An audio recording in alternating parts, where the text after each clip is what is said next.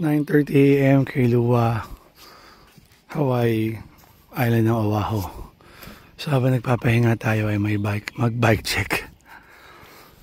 So ang nabili ko ay second hand na giant stands. I think ito ay all stock.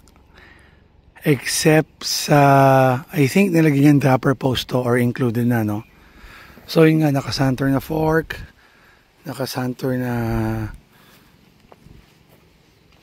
rear suspension, and then naka-EM na, I think OEM to ng Giant, no?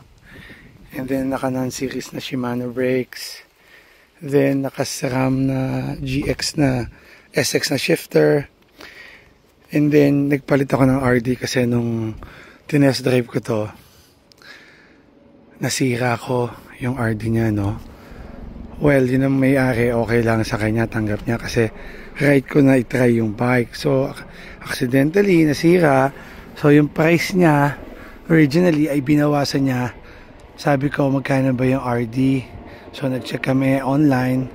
So, itong RD to ay $110. So, kung sa pesos, mga nasa 6,000 pesos, no? So, inalis niya yun.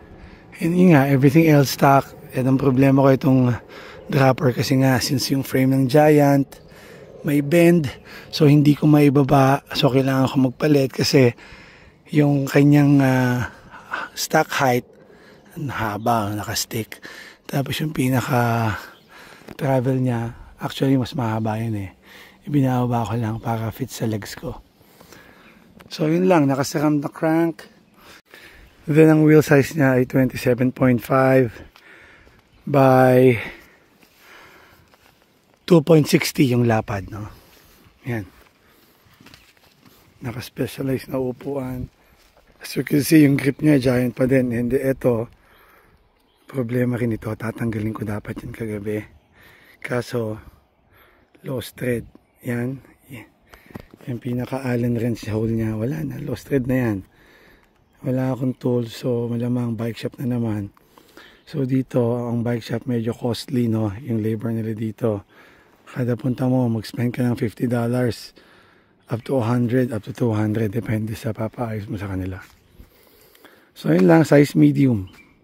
So year model pala nito ay 2020 electric blue and 12 speed, yan nga.